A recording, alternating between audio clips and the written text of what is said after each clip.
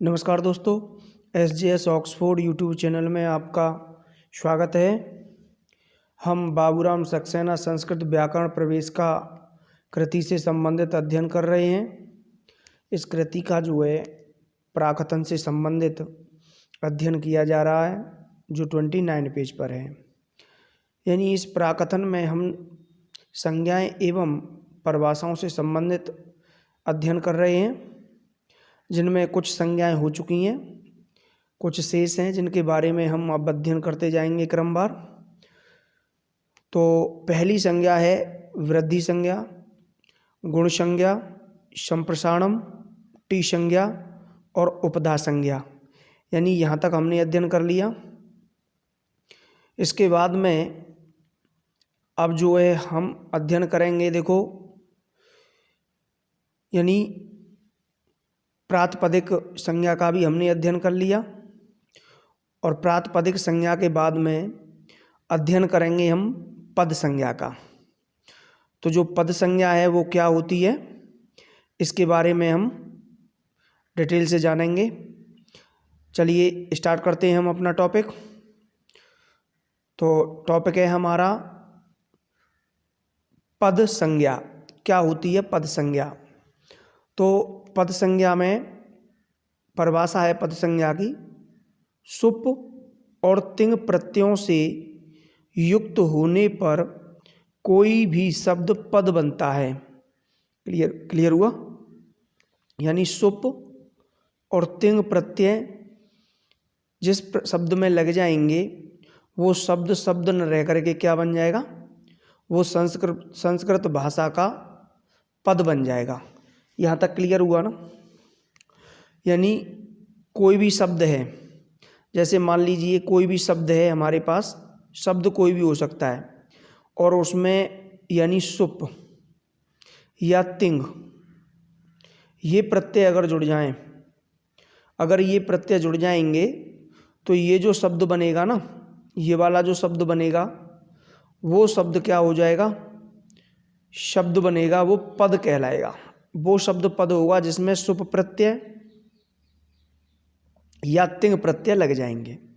सुप या तिंग ये प्रत्यय लग जाएंगे तो वो पद बन जाएगा। देखो, यानी सुप जो प्रत्यय है, सुप ये प्रत्यय नहीं है, यहाँ पर ये प्रत्यय नहीं है, सुप है प्रत्याहार। सुप क्या है? ये प्रत्याहार है, प्रत्याहार। यानी ये सुप प्रत्याहार है। इसमें 21 प्रत्यय आते हैं। कितने प्रत्यय आते हैं? 21 प्रत्यय आते हैं। तो केवल ये सुप यहाँ पर बोध कराता है 21 प्रत्याहारों का। यानी उन 21 प्रत्याहारों में से अगर कोई भी एक प्रत्यय उस शब्द के पीछे लग जाएगा तो वो शब्द जो है पद बन जाएगा। अब सबसे पहले हम देखेंगे कि सुप प्रत्याहार में कौन कौन से प्रत्यय आते हैं। तो देखो, ये विभक्ति करने वाले प्रत्यय होते हैं।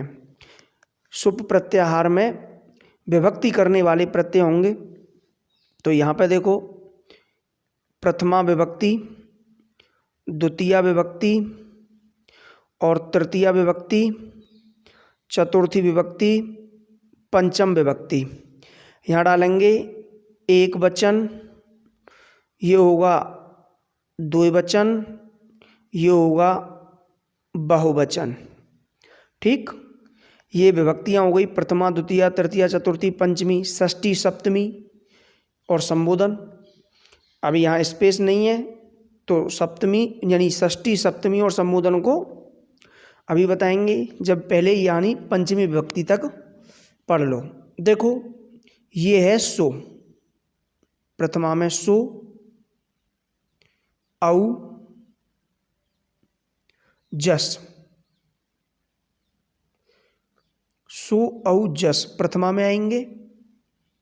द्वितीया में अम, आउट,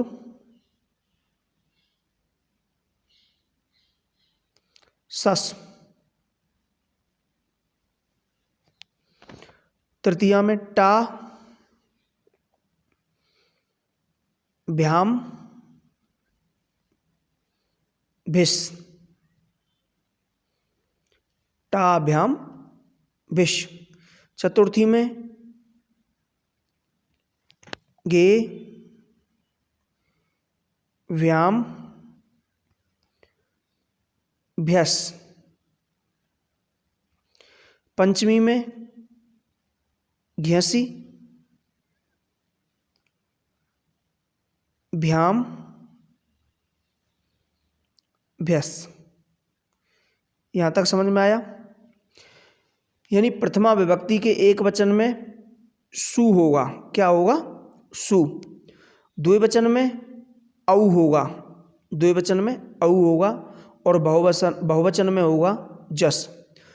तो इस तरीके से याद करेंगे हम। सु औ जस, अम औट सस, टा भ्याम भिस, डे भ्याम भिस, घिस भ्याम भ्यस। ऐसे याद करेंगे। एक बार फिर से। सो औ जस, अम औट जस, टा भ्याम भिस, गे भ्याम भ्यस, घ्यस भ्याम भ्यस। तो यानी ये कितने प्रत्यय हो गए? यानी सु औ जस, अम औट सस, टा भ्याम भिस, घे भ्याम भिस, और घिस भ्यास भ्याम भ्यस। यानी यहाँ तक हो गए तुम्हारे, पंचमी विभक्ति तक हो गए। अब हम पढ़ेंगे षष्ठी विभक्ति में क्या आएंगे। तो देखो षष्ठी विभक्ति के हम थोड़ी सी यहाँ पे लाइन क्लियर करते हैं। अभी यहाँ पर हम षष्ठी विभक्ति भी क्लियर करेंगे, ठीक है ना। देखिए, यानी यहाँ पर ये द्वितीया को ऊपर रहने दो, ठीक है। चाहो तो द्वितीया को भी साफ कर लेते हैं। ये द्वितीया है, प्रथमा हमने थोड़ी सी रखी है क्योंकि प्रत्याहार भी तो बनाना है हमें। ये सु है, तो पंचमी विभक्ति तक हो गया था। अब देखो ये है षष्ठी विभक्ति में कौन कौन से आएंगे। घ्यस, ओस,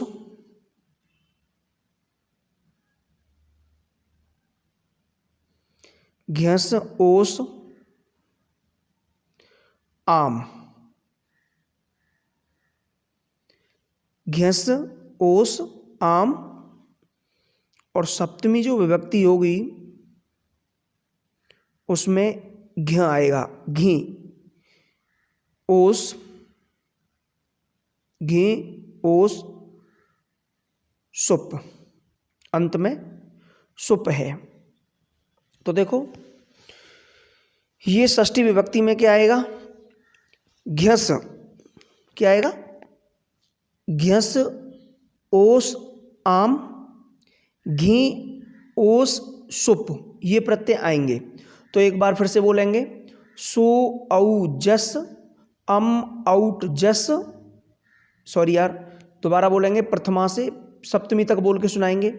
सो औ जस, अम औट सस, टा भ्याम भिस, के यानी गे भ्याम भ्यस, घ्यसी भ्याम भ्यस, घ्यस भ्याम नहीं घ्यस ओस आम, घी, ये देखो घी ओस सुप। क्लियर हुआ? तो ये आपको क्या करना है, इसी तरीके से याद करने हैं। फिर से एक बार बोल सकते हो। सो औ जस, अम औट सस, टा भ्याम भिस, गे भ्याम भ्यस, घ्यसी भ्याम भ्यस, घ्यस ओस आम, घी ओस सुप। ये क्लियर हुआ? तो देखो ये प्रत्याहार कैसे बनता है। प्रत्याहार में देखो यहाँ ये सुप है ना, ये वाला सुप नहीं लिया है। ये वाला जो सुप है आप सोचें कि यहाँ से उठा करके रख दिया, नहीं, ये सुप नहीं है। ये सुप तो एक प्रत्यय है। ये सुप क्या है? ये सुप प्रत्यय है। सप्तमी विभक्ति का जो बहुवचन का प्रत्यय होगा वो सुप प्रत्यय है। लेकिन सुप एक प्रत्याहार भी है, और वो प्रत्याहार कैसे बनेगा? देखिए, देखो प्रत्याहार क्या होता है? आदरंतेन संहिता, आद वाला जो वर्ण ले लिया जाए और उसको किसी इत से जोड़ दिया जाए। तो हमने जो आद वाला जो वर्ण है ये सु ले लिया यहाँ से, ये प्रथमा विभक्ति का एक वचन है सु, और यहाँ से ये प ले लिया। सुप क्या है? सुप अंतिम प्रत्यय है, और ये अंतिम प्रत्यय का जो प है ये हमने ले लिया, ये इत है तो ये प ले लिया। अब बन गया सुप प्रत्याहार। ये सुप प्रत्याहार देखो, सु कहाँ से आया है? प्रथमा से आया है, और प्रत्यय है ये कहाँ से आई है? सबसे अंत वाले प्रत्यय से पा हमने निकाल ली। तो अब देखो, यानी ये प्रत्यय किस किस का बोध करा रहा है? इन 21 प्रत्ययों का बोध कराएगा। जो 21 प्रत्यय हैं इनका बोध कराएगा। जैसे सु, औ, जस, अम, औठ, सस, टा, भ्याम, भिस, दे, भ्याम, भ्यस, घ्यसी, भ्याम, भ्यस, और घ्यसी, भ्याम, भ्यस, घ्यस, ओस, आम, घी, ओस, सुप। यानी ये 21 प्रत्ययों का क्या कराएगा? ये सुप प्रत्याहार बोध कराएगा। तो अभी मैं क्या बता रहा था? इन 21 प्रत्ययों में से, यानी सुप के अंतर्गत कितने प्रत्यय आते हैं? 21 प्रत्यय आते हैं। और इन 21 प्रत्ययों में से अगर कोई भी प्रत्यय किसी भी शब्द के पीछे लग जाएगा तो वो शब्द न रह करके क्या बन जाएगा? पद बन जाएगा। ठीक है। अब देखो, अब आपकी समझ में ये तो क्लियर हो गया कि जो सुप है ना, ये क्या है? ये प्रत्याहार है। जब प्रत्याहार है तो 21 प्रत्ययों का ये क्या करा रहा है? बोध करा रहा है। यहां तक क्लियर हुआ। अब देखेंगे हम तिंग प्रत्यय। तो तिंग जो प्रत्यय हैं, देखो तिंग प्रत्यय हैं ये क्या क्या है?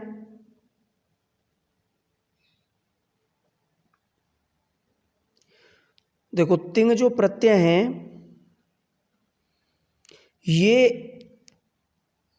ये पुरुषों के हिसाब से लगेंगे। यानी ये देखो, यहां ये बात ध्यान देने की है, तिंग जो प्रत्यय होंगे ये सभी धातु में लगेंगे, और जो सुप प्रत्यय होंगे ये क्या में लगेंगे? प्रातिपदिक में। सुप प्रत्यय 21 प्रत्यय हैं, और ये 21 प्रत्यय प्रातिपदिक में लगेंगे।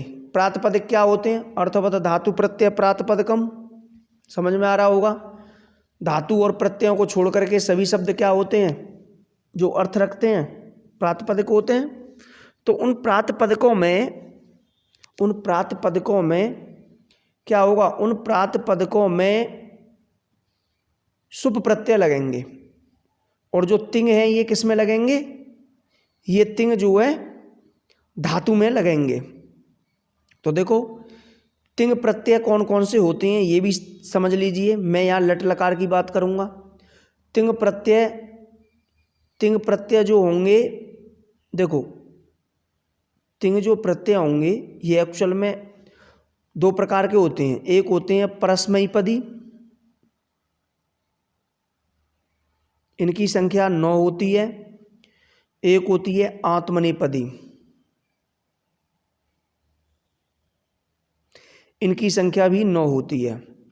तो तिंग प्रत्यय 9 और 9 18, यानी तिंग प्रत्यय जो है 18 प्रत्ययों का क्या है? समूह है। तिंग प्रत्यय 18 प्रत्ययों का समूह है। अब ये कौन कौन से होते हैं? तो सबसे पहले हम क्या करेंगे? परस्मैपदी के पढ़ेंगे, तत्पश्चात आत्मनेपदी के तिंग प्रत्यय पढ़ेंगे। तो देखिए, यानी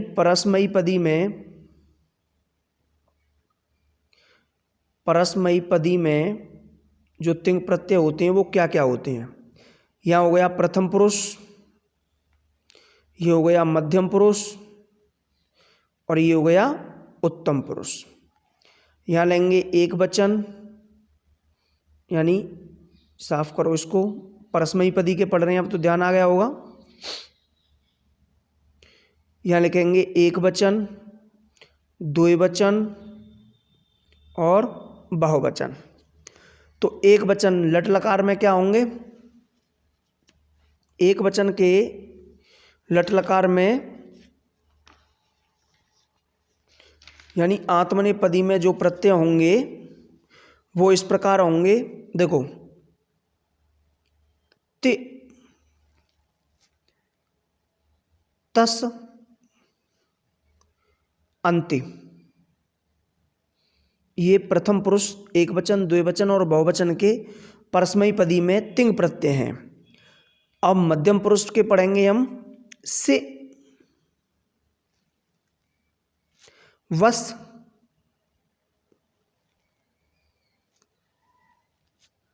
थ, वस नहीं है, सॉरी थस है, ये टेक मिस्टेक।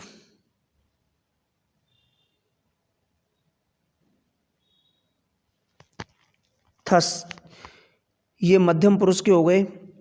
उत्तम पुरुष के में वस, मस, ये उत्तम पुरुष के हो गए। तो ये होता है, यानी ये तिंग प्रत्यय हैं परस्मैपदी में, ते, तस, अंति, से, थस, थ, में, वस, मस। क्लियर हुआ? यानी ते, तस, अंति, से, थस, थ, में, वस, मस, ये परस्मैपदी के 9 प्रत्यय हैं। देखो 1, 2, 3, 4, 5, 6, 7, 8, 9, ये 9 प्रत्यय हैं और ये तिंग प्रत्यय हैं परस्मैपदी में। इसी तरीके से देखो अब यहाँ पे हम आत्मनेपदी के 9 प्रत्यय और जानेंगे। आत्मनेपदी के जो 9 प्रत्यय होते हैं वो भी किस प्रकार होंगे उनको भी लिखते हैं। अब देखो आत्मनेपदी के 9 प्रत्यय, ते, इते, अन्ते, ते, इते, अन्ते, से, इथे, द्वे, इ, वहे, महे। तो ये 9 प्रत्यय आत्मनेपदी के हो गए। अब देखो ये 9 प्रत्यय आत्मनेपदी के हैं और 9 प्रत्यय क्या हैं? 9 प्रत्यय हैं तुम्हारे कौन से? यानी 9 प्रत्यय आत्मनेपदी के हो गए और 9 प्रत्यय हो गए तुम्हारे किसके? परस्मैपदी के। तो कितने प्रत्यय हो गए? ये तिंग प्रत्यय 18 प्रत्यय हो गए। यहां तक क्लियर हुआ? तो इन 18 प्रत्ययों में से अगर कोई भी प्रत्यय, देखो ये जो तिंग प्रत्यय हैं ये मैंने केवल लट लकार के बताए हैं। ये मैंने किसके बताए हैं? केवल लट लकार के बताए हैं। इसी तरीके से लोट लकार के होंगे, लंग लकार के होंगे, विधिलिंग लकार के होंगे और लट लकार के होंगे। क्लियर हुआ? तो यहाँ पे आपको सिर्फ ये ध्यान देना है कि ये जो 18 प्रत्यय है ना, 9 परस्मैपदी के, 9 आत्मनेपदी के, यहाँ पे तो मैंने केवल लट लकार के माध्यम से इनका स्वरूप तैयार कर दिया है। लेकिन इनका जो स्वरूप है होते यही हैं, लेकिन लकार बदलने के बाद में इनका स्वरूप बदल जाता है। ठीक? तो इनका स्वरूप बदल जाता है तो रूप में परिवर्तन होगा, लेकिन वो भी तिंग प्रत्यय के अंतर्गत ही आएंगे। समझ में आया ना? वो भी तिंग प्रत्यय के अंतर्गत ही आएंगे। तो जो तिंग प्रत्यय के अंतर्गत आएंगे वो भी किसी में जुड़ेंगे तो वो भी पद संज्ञा करेंगे। क्लियर हुआ? चलिए अब यहाँ देखो, देखो सुप के अंतर्गत कितने हो गए 21, इसके अंतर्गत कितने हो गए 18 प्रत्यय, है ना। तो अब फिर से एक बार पढ़ेंगे। देखो सुप, यहाँ पे देखो सुप के अंतर्गत 21, इसके अंतर्गत 18, जो सुप है वो किस में जुड़ेंगे? प्रातिपदिक में,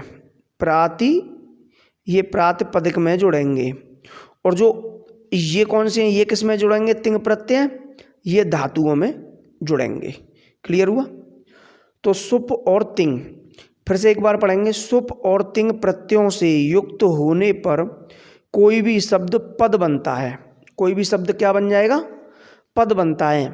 प्रातिपदिकों में लगने वाले प्रत्ययों को शुप तथा धातुओं में लगने वाले प्रत्ययों को तिंग कहते हैं। यहाँ तक समझ में आया?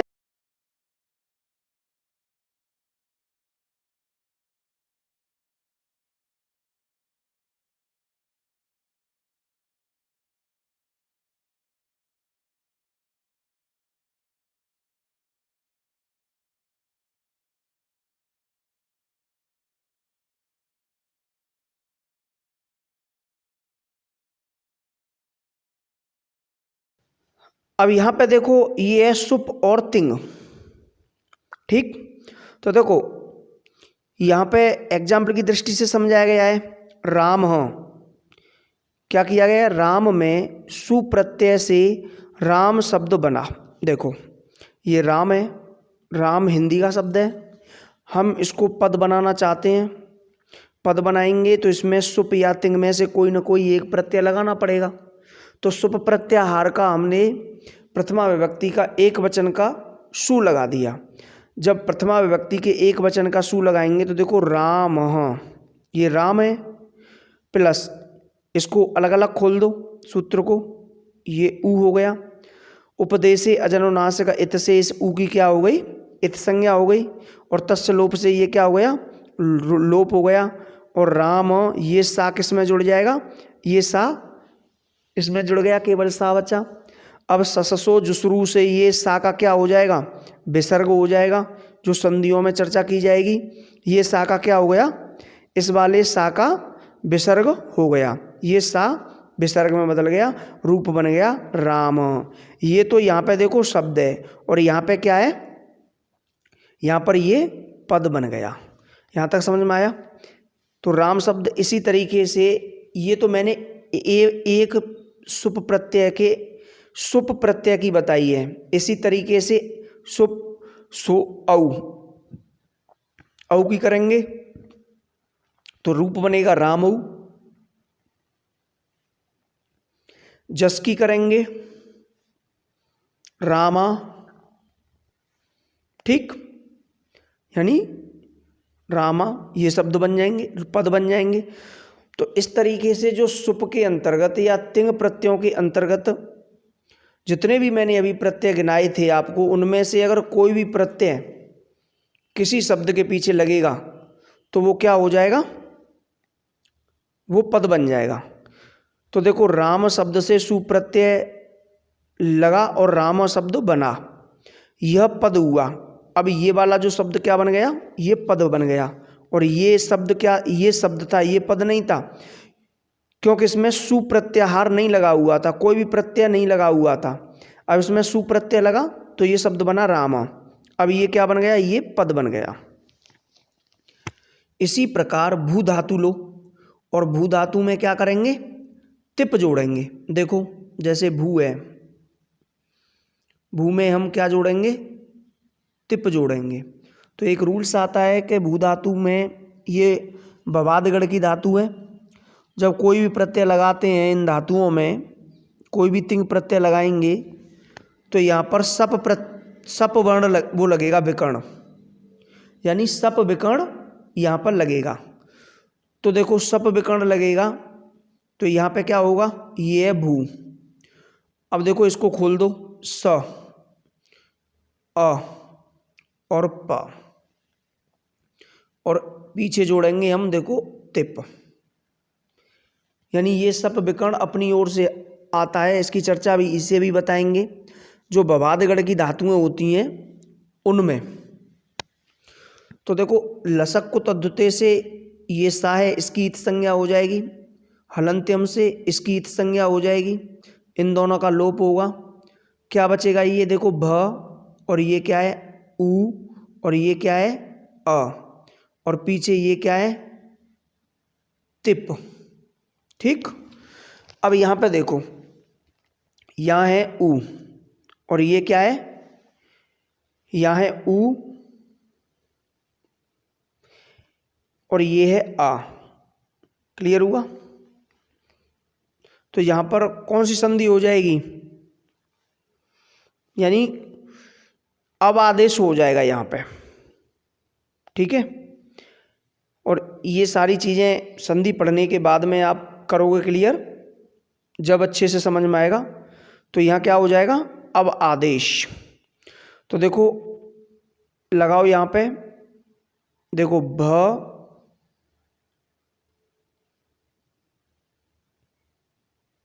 व यानी अ, तिप। क्लियर हुआ? तो ये जो है अ इसमें मिलेगा, क्या होगा? रूप बनेगा। आगे देखो, ये होगा भ, अ भ में मिल जाएगा। भ, व, ये आ व में चला गया, और ये प की क्या हो जाएगी? इत संज्ञा हो जाएगी। बचेगा क्या? भ, व, ते। ये रूप बन गया। ये रूप बना भवती। तो जो रूप बना भवती, जब भवती रूप बना, ये पद है, क्योंकि इसमें ये वाला तिप प्रत्यय लग गया। जब ये तिप प्रत्यय लग गया है, और ये किसके अंतर्गत आता है? तिंग है, तिंग के अंतर्गत। तो अब ये शब्द क्या बन गया? पद बन गया। तो यहाँ पे आपको यही बात ध्यान देनी है कि सुप 21, तिंग कितने हैं? 18। अगर इनमें से कोई भी प्रत्यय लग जाएगा तो वो शब्द क्या बन जाएगा? वो बन जाएगा पद। देखो इसी तरीके से जुड़ने से, देखो तिप, तस इत्यादि तिंग प्रत्यय जुड़ने से रूप क्या बनेगा? भवती, भवत। तस जोड़ेंगे तो भवत रूप बनेगा। ये क्रियापद हैं, लेकिन ये हैं तो पद, क्रियापद हैं लेकिन पद हैं। क्लियर हुआ? इसके अतिरिक्त सु से लेकर कप तक के प्रत्ययों में, यानी सु से लेकर के कप तक के जो प्रत्यय हैं वो भी क्या कहलाते हैं? वो भी प्रातिपदिक कहलाते हैं। देखो यहाँ पे एक विशेष बात ये है कि इसको अब यहाँ छोड़ दो। पहले इसको यहाँ छोड़ने से पहले, यानी इस वाले की अन्वय समझ लीजिए। देखो ये सुप तिङंत पदम, यही तो सूत्र दे रखा है। यानी सुप तिङंत पदम से ये अभी जो हमने पढ़ा है ये पूरा पढ़ा है। तो यहाँ क्या करेंगे हम? देखो ये सुप तिंग अंत पदम, ये इसका अन्वय है। तो ये प है, देखो सुप, सुप के अंतर्गत कितने प्रत्यय आते हैं? 21, जो अभी हमने बताए।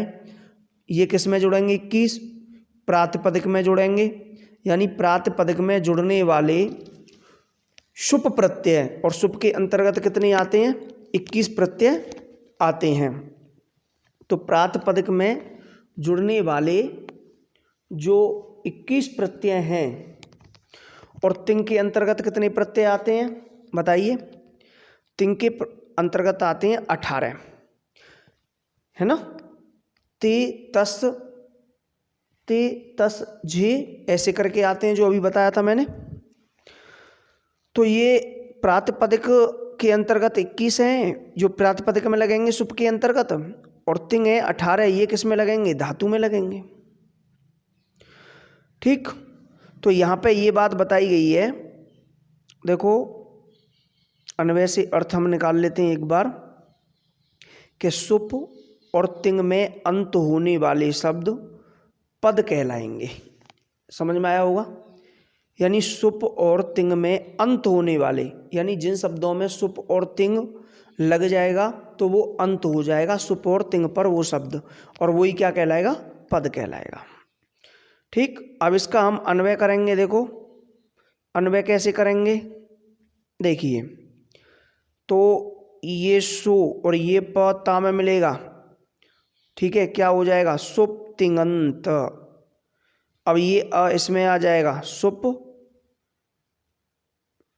ये आ मिल गया तो ये हलंत क्या होगा? हट जाएगा। सुप तिङंत, ये अ इसमें चला गया, यहाँ क्या बचेगा? न त, यानी सुप तिङंत, और पीछे लिख दो पदम। तो इस तरीके से क्या है, ये शुभ तिङंत सूत्र बना। यहाँ तक क्लियर हुआ? अब देखो, यानी यहाँ से आगे यहाँ तक जब पढ़ोगे या यहाँ तक पढ़ोगे तो इससे पहले आप इसको समझो, क्योंकि इसमें सर्वनाम स्थान को छोड़कर यहाँ पे सर्वनाम स्थान प्रत्ययों की चर्चा की गई है। तो चलिए, सर्वनाम स्थान प्रत्यय कौन से होते हैं ये बताएंगे हम। देखिए, ये 8वां है। सर्वनाम स्थान जो प्रत्यय होंगे वो क्या होंगे? देखो, यानी पुल्लिंग और स्त्रीलिंग प्रातिपदिक शब्दों के आगे लगने वाले सुट प्रत्यय सर्वनाम स्थान कहलाते हैं। ठीक है ना? सर्वनाम स्थान क्या है अगर आपको पूछने लगे जाए? सब प्रत्यय हैं। ठीक है ना? सर्वनाम स्थान क्या है? सर्वनाम स्थान एक प्रत्यय संज्ञा है, प्रत्ययों की संज्ञा है, जो यहाँ पे क्या कहा गया है कि पुल्लिंग और स्त्रीलिंग प्रातिपदिक शब्दों के आगे लगने वाले, पुल्लिंग और स्त्रीलिंग प्रातिपदिकों के आगे लगने वाले जो सुट प्रत्यय हैं, ठीक है, उन प्रत्ययों को, यानी सुट प्रत्ययों को हम क्या कहेंगे? सुट प्रत्ययों को कहेंगे हम सर्वनाम स्थान।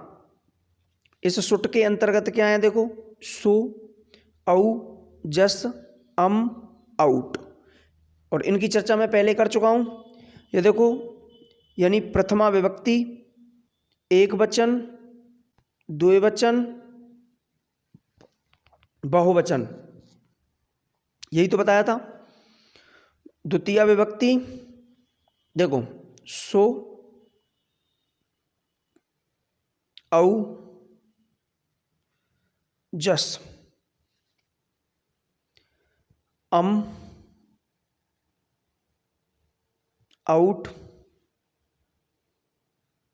सस। ठीक, तो देखो, इसमें केवल इस वाले प्रत्यय को दो छोड़। क्लियर हुआ? इस वाले प्रत्यय को हम क्या करेंगे? हटा देंगे।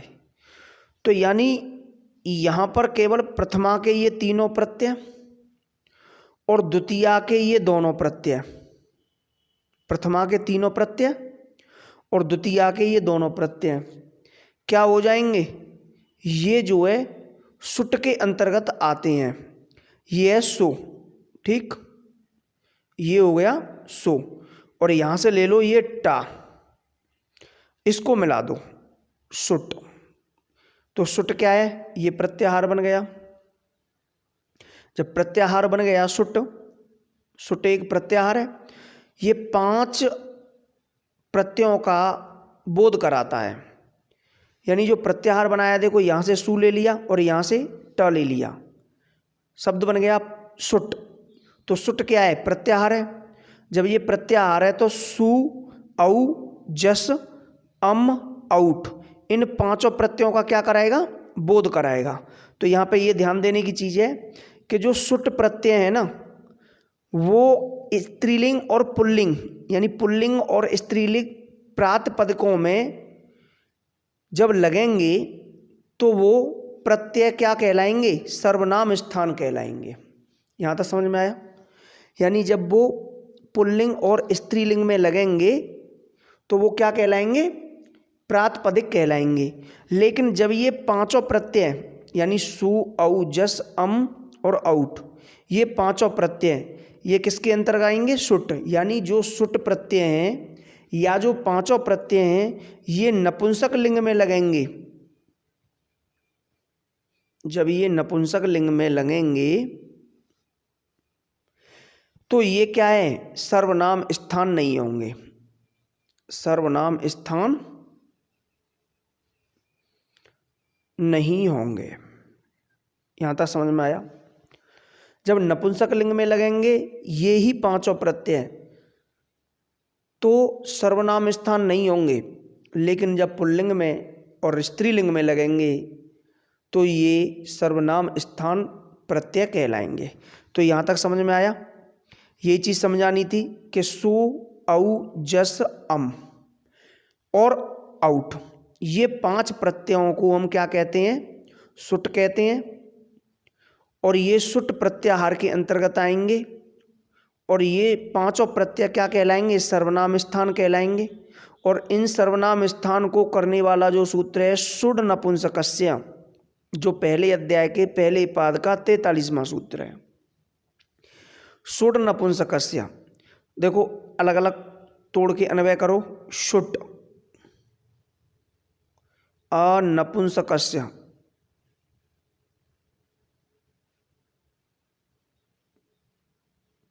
यानी सुट नपुंसकस्य।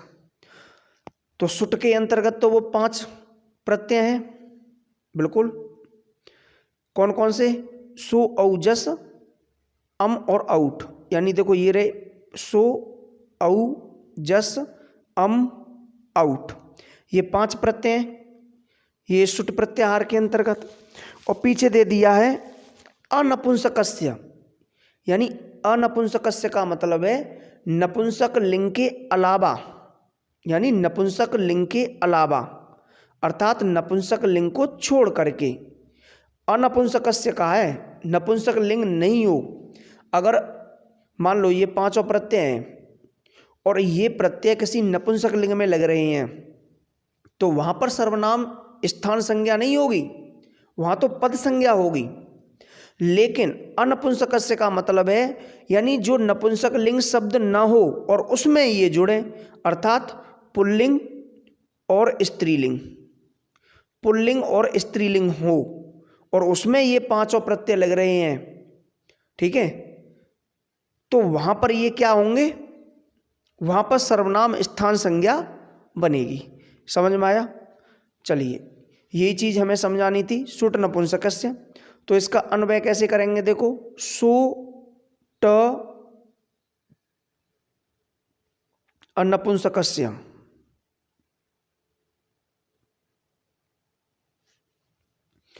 तो ये टा है, इस टा की जगह हम क्या करेंगे? जब संधि पढ़ लोगे तो ये बार बार मुझे कहना नहीं पड़ेगा, ठीक है। ये टा है, टा की जगह क्या करेंगे? ड़ा करेंगे, ठीक। ये तीसरा वर्ण हो जाता है। और ये अ नपुंसकस्य, ये आ किस में जुड़ जाएगा? इस ड में जुड़ जाएगा।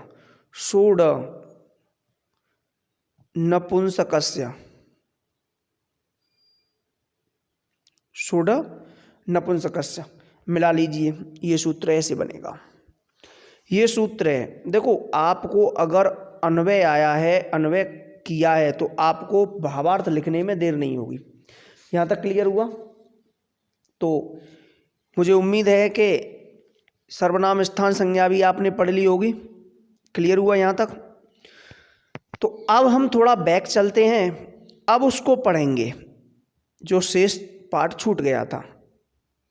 तो देखिए, चलिए देखो यहाँ पे क्या दे रखा है, अब पढ़ो। देखो यहाँ तक तो पढ़ लिया था।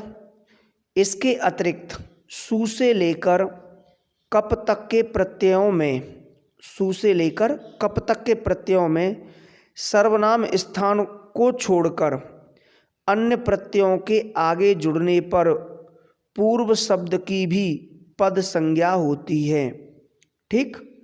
पूर्व शब्द की भी पद संज्ञा होती है। यानी सु से लेकर कप तक की बात चल रही है। हम तो सुप पे ही अंत मान रहे थे, लेकिन सु से लेकर के कप तक की बात आई, यानी यहाँ तक ध्यान से समझो ये चीज। देखो मैंने क्या बताया था, सुप क्या है? प्रत्याहार है। तो इसके अंतर्गत 21 प्रत्यय आते हैं, यानी ये 21 प्रत्यय तो हैं ही, इनके अलावा कुछ प्रत्यय और हैं, ठीक है। इनके अलावा कुछ प्रत्यय और भी हैं, यानी जैसे उर, एक उर है, उर डॉट डॉट डॉट और भी हैं, और लास्ट में दे दिया कप, यानी ये भी 100-200 प्रत्यय बैठेंगे। यहाँ से यहाँ तक जो प्रत्यय हैं करीब करीब 100-200 बैठ जाएंगे, और 21 ये मान लीजिए। तो ये यानी सुप के ये 21 प्रत्यय, और उर और कप यानी उर के बीच में कुछ भी प्रत्यय आ रहे हैं, जिनकी चर्चा प्रत्यय पढ़ाते समय करेंगे कि कौन कौन से जो सूत्र हैं जो उर और कप के मध्य में आएंगे। यानी जब 21 प्रत्यय लगेंगे उस शब्द में तो प्रातिपदिक पद संज्ञा होगी। इन 21 प्रत्ययों के बाद में अगर उर या उर और कप के बीच में जो प्रत्यय आएंगे वो लगेंगे तो उनकी भी क्या होगी, पद संज्ञा होगी। क्लियर हुआ? यहाँ ये बात समझानी थी। और देखो ये किस सूत्र से होगा, यहाँ पे दे दिया है, देखो स्वौ जस, ये पहला सूत्र है, यानी चौथे अध्याय के पहले पाद का दूसरा सूत्र। और एक है उर प्रभृतिव्या प्रभृतिव्य कप, ये कौन सा है, ये 5वें का चौथे का 151वां फॉर्मूला है। तो उर प्रभृतिव्या कप, यानी देखो सु औ जस, यहाँ क्या कहा गया है, सु जस, यानी सु से लेकर के और कहाँ तक 21 प्रत्ययों के लिए ये बोध करा दिया। ठीक, स्वौ जस यानी ये 21 प्रत्ययों के लिए। उसके अलावा उर इत्यादि कप तक के, प्रभृतिव्याम माने होता है इत्यादि, यानी उर इत्यादि कप तक के प्रत्ययों जो होंगे अगर वो किसी शब्द में जुड़ेंगे तो उनकी भी क्या हो जाएगी, पद संज्ञा होगी। और इसके लिए जो फॉर्मूला दिया है वो है स्वादिस्व सर्वनाम स्थाने, स्वादिस्व सर्वनाम स्थाने। ठीक, स्वादिस्व सर्वनाम स्थाने, देखो यहाँ पे यानी स्व आदिष्ट, आदिशु, ऐसे करो, स्व आदिशु असर्वनाम स्थाने, असर्वनाम स्थाने, ये इसकी क्या है, अन्वय है। अब देखो सु से लेकर के स्व आदिशु यानी सु से लेकर के उर प्रभृतिव्याम, उर प्रभृतिव्याम, उर प्रभृतिव्याम, उर प्रभृतिव्याम, पीछे जोड़ दिया कप। तो यहाँ पे सु से लेकर के और उर इत्यादि कप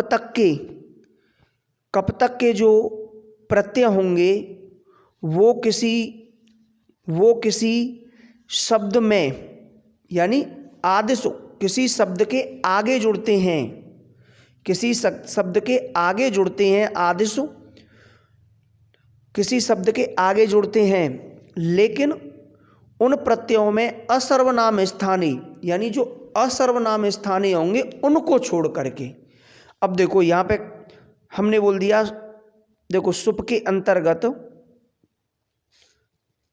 अंतर्गत वो 5 प्रत्यय भी यानी सुट भी आते हैं, सुप के अंतर्गत सुट प्रत्यय भी तो आते हैं।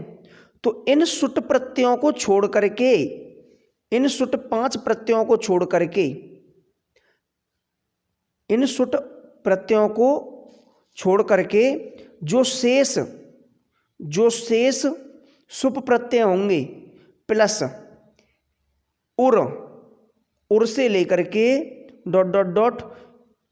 कप तक के जो प्रत्यय होंगे उनकी क्या होगी, उनकी भी पद संज्ञा होगी। तो कन्फ्यूजन होने वाली कोई बात नहीं है। यहाँ सिर्फ आपको ये बात ध्यान देना है कि एक तो जो सुप होंगे और तिंग होंगे, इनकी क्या होगी, सुप और तिंग की प्रातिपदिक संज्ञा हो जाएगी।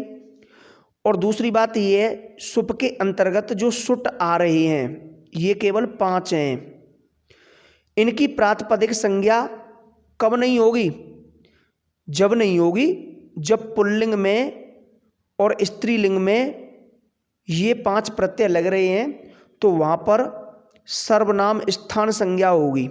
क्या होगी, सर्वनाम स्थान संज्ञा होगी। क्लियर हुआ। लेकिन ये 5 प्रत्यय जब नपुंसक लिंग में लग रहे हैं तो वहाँ पर क्या होगी, वहाँ पर पद संज्ञा होगी। ये बात ध्यान देनी है, ज़्यादा कन्फ्यूजन की बात नहीं है। इसके अलावा इस सुप प्रत्यय में देखो, इसके अलावा ये है कि उर से लेकर के कप के मध्य में जो प्रत्यय होंगे वो प्रत्यय अगर लगते हैं 21, तो यही उर से लेकर कप तक के जो प्रत्यय और होंगे और वो प्रत्यय किसी पद में जुड़ेंगे तो उनकी भी क्या होगी, पद संज्ञा होगी। तो यहाँ तक समझ में आया। इतना लंबा टाइम हो गया जो पद संज्ञा क्लियर हो पाई है और केवल एक सर्वनाम स्थान संज्ञा क्लियर हो पाई है। तो मुझे उम्मीद है कि ये समझ में आई होगी। अब हम आगे चलते हैं। देखो विस्तार से थोड़ा खींच के लिया है तो समय तो लगेगा ही, ठीक है। और जब तक हम विस्तार से नहीं पढ़ाएंगे तब तक यानी समझ में नहीं आएगा। तो सर्वनाम स्थान हो गया। अब देखेंगे हम अंग संज्ञा। तो चलिए, अंग संज्ञा क्या होती है। तो यहाँ पे देखो ये फॉर्मूला दे रखा है कि यस्मात् प्रत्यय विदिश तद आदि प्रत्यय अंगम, यानी यस्मात् प्रत्यय विदिश तथा तद आदि प्रत्यय अंगम, जिस शब्द के आगे कोई प्रत्यय जोड़ा जाए उस प्रत्यय के पूर्व संपूर्ण शब्द समुदाय को अंग कहते हैं। क्लियर हुआ। यानी किसी भी शब्द में जब हम कोई भी प्रत्यय जोड़ रहे हैं, यहाँ पे देखो शब्द डाल दिया है कोई भी, किसी भी शब्द के आगे का मतलब देखो, यहाँ पर बाबूराम सक्सेना जी जो कहते हैं वो आगे का मतलब है, जैसे ये शब्द है तो हम तो समझेंगे यहाँ आगे, लेकिन ये इस वाले आगे को कह रहे हैं यहाँ पे कोई भी प्रत्यय जोड़ रहे हैं, तो ये आगे वाली बात है, इधर की साइड में आगे है, यहाँ आगे नहीं है। तो बाबूराम सक्सेना जी इधर आगे न मान करके इसको आगे मानते हैं, और एक्चुअल में हमारी कलम तो इधर आगे ही तो चलती है, ये तो पीछे वाला भाग है जो लिख दिया है। तो बस यही ध्यान देना है कि जिस शब्द के आगे कोई प्रत्यय जोड़ा जाए उस प्रत्यय के पूर्व संपूर्ण शब्द समुदाय को हम अंग कहते हैं। जैसे हमने देखो राम शब्द लिया था और राम में हम क्या जोड़ रहे थे, शुभ प्रत्यय जोड़ रहे थे, ठीक। तो इस पा का क्या करेंगे हम, पा का हलंत्यम से लोप हो जाएगा। अब देखो ये तो है प्रत्यय, और इस प्रत्यय के जो आगे शब्द है ना ये वाला, ये पूरा शब्द समुदाय होगा, ये अंग होगा।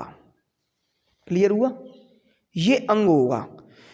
यहाँ पर एक बात विशेष ध्यान देने की चीज़ है, तुमने देखा होगा जब हम समास करते हैं तो समास कई कई शब्दों का हो जाता है, संधियाँ भी कई कई शब्दों को जोड़ करके एक शब्द बनाते हैं, और तब उस पूरे शब्द समुदाय में हम क्या करते हैं, जैसे रामश्च लक्ष्मणश्च ऐसे करके 4 शब्द, राम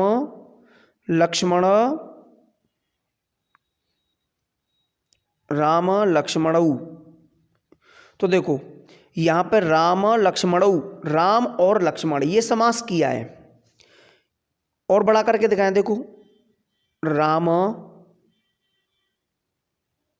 लक्ष्मणऊ, नहीं राम लक्ष्मण, सॉरी यार उल्टा हो गया,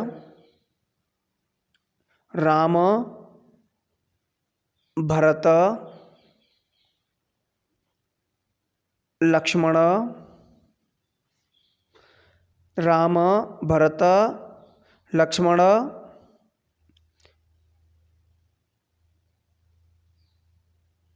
और यहां लगा दो राम लक्ष्मणा।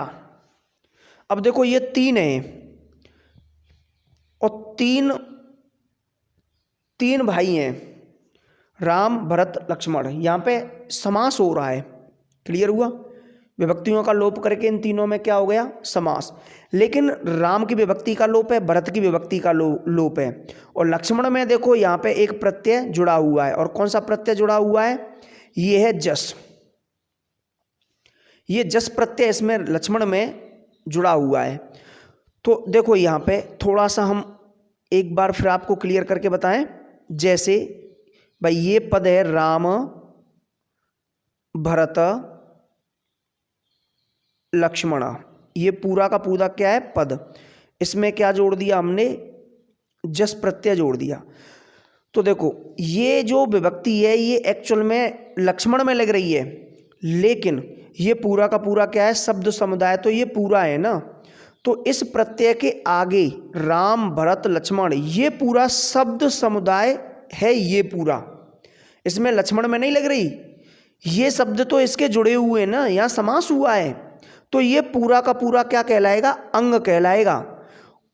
और ये पूरे इस शब्द में यानी इस पूरे अंग में लगा हुआ प्रत्याहार माना जाएगा, ठीक है ना।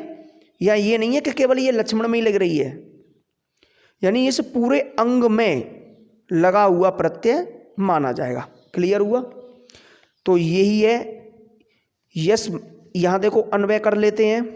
देखो यस्मात्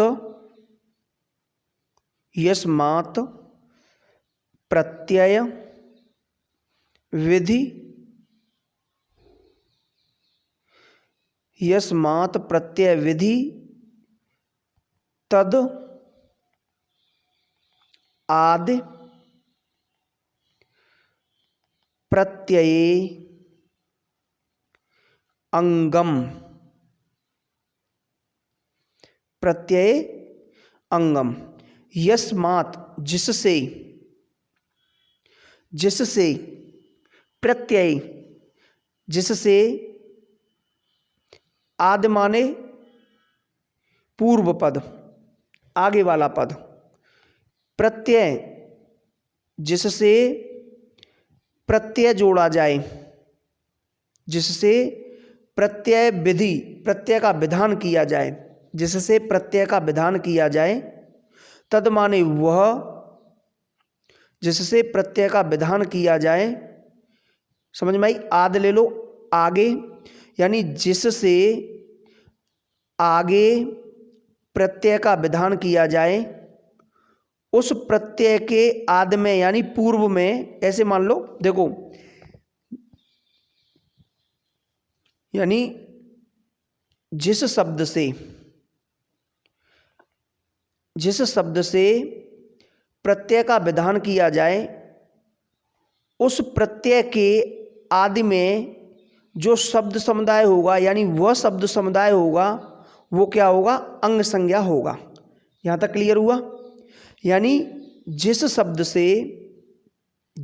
से प्रत्यय का विधान किया जाए, उस प्रत्यय के पूर्व में, यानी उस प्रत्यय के पूर्व में वह शब्द क्या होगा? अंग संज्ञा होगा। समझ में आया? चलिए, तो ये था हमारी अंग संज्ञा। क्लियर हुआ? अब देखेंगे हम भ संज्ञा। तो भ संज्ञा क्या होती है? देखो यच भम, देखो सु से लेकर कप तक के प्रत्ययों में यकार अथवा स्वर से आरंभ होने वाले प्रत्ययों के आगे जुड़ने पर पूर्व शब्द की पद संज्ञा न होकर भ संज्ञा होती है। फिर से देखो एक बार, बहुत छोटी सी संज्ञा है लेकिन इसने बहुत बड़ी बात कही है। यानी सु से लेकर के कप तक के प्रत्ययों में यकार और स्वर से आरंभ होने वाले प्रत्ययों के आगे जुड़ने पर पूर्व शब्द की पद संज्ञा होती है, यानी वहाँ पर अंग संज्ञा न होकर के क्या हो जाएगी, भ संज्ञा होगी। जैसे जैसे हमने जोड़ा था यहाँ राम, राम में हमने जोड़ा था सु, तो ये सु क्या है, देखो सु एक्चुअल में ये क्या है, स है और उ है, तो यहाँ पे केवल ये साई तो बचता है, तो साज क्या है, व्यंजन है। तो यकार और स्वर, न तो ये यकार है और ना ही ये स्वर है, ये क्या है, व्यंजन है, तो रूप बना राम। तो यहाँ पर जो स है ये व्यंजन है, न स्वर और ना ही यकार, तो इस स्थिति में इससे आगे वाला जो शब्द होगा वो अंग होना चाहिए, लेकिन यहाँ पर ये अंग ही है क्योंकि ये व्यंजन है। लेकिन इसकी जगह पे हमें क्या करना है, हमें क्या करना है, यानी राम शब्द ले लिया और औ जोड़ दिया। क्लियर हो रहा है ना, राम में हमने दो वचन बनाने के लिए औ जोड़ दिया। तो यहाँ पर ये क्या है, देखो ये स्वर है, वैसे तो ये सुप प्रत्याहार के अंतर्गत आता है, 21 प्रत्ययों में से सु औ जस, लेकिन ये क्या है, ये स्वर है। जब ये स्वर है तो इस स्थिति में ये अपने से आगे वाला जो शब्द है, जिस शब्द में ये स्वर जुड़ रहा है, तो ये यहाँ पर क्या होगा, ये भ संज्ञा होगी, ये अंग संज्ञा नहीं होगी। यहाँ पर ये कौन सी संज्ञा हो गई, भ संज्ञा हो गई। क्लियर हुआ, तो यहाँ तक समझ में आया। ऐसे ही देखो आपको सिर्फ दो बातें ध्यान रखनी है यहाँ पे, और वे दो बातें कौन कौन सी हैं, ये दो बातें केवल ये हैं, और भी हम बता सकते हैं, जैसे फल। चलो फल में देखो हमने जोड़ दिया अम प्रत्यय, तो देखो अम, ये फल तो संज्ञा है, ये देखो अ, ये जो प्रत्यय है ये अ से ही तो स्टार्ट हो रहा है, और अ क्या है, स्वर है, स्वर है, तो ये फल जो है यहाँ पे अंग संज्ञा न होकर के क्या होगी, भ संज्ञा होगी। बस यही बात आपको ध्यान देनी है। इसी तरीके से सु से लेकर के कप तक के जितने भी प्रत्यय हैं, कप तक के जितने भी प्रत्यय हैं, अगर वे प्रत्यय किसी स्वर से या यकार से शुरू हो रहे हैं और वो किसी भी पद में लग रहे हैं, तो वो जो शब्द होगा ना, वहाँ पर अंग संज्ञान रह करके वो क्या हो जाएगा, भ संज्ञा होगा। और इसका क्या होगा, यचि भम, य अचि अन्वय कर रहे हैं और ये हो जाएगा भम। ठीक, अब देखो यचि य अचि भम, य माने यकार, अचि माने स्वर, यानी ऐसा प्रत्यय जो यकार और स्वर से आरंभ हो और वो जिस शब्द में जुड़ेगा वहाँ पर क्या होगी, वहाँ पर भ संज्ञा होगी।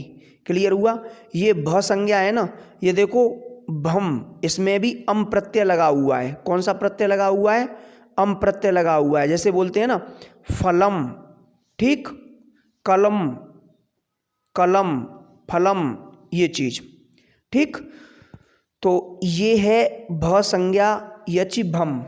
तो आज हमने इस क्लास में हमने क्या क्या पढ़ा, हमने आज की इस क्लास में हमने भ संज्ञा पढ़ी है और अंग संज्ञा इसका अध्ययन किया है, और सर्वनाम स्थान संज्ञा को देखा है, और पद संज्ञा यानी ज़्यादा से ज़्यादा समय हमने पद संज्ञा पर निकाला है।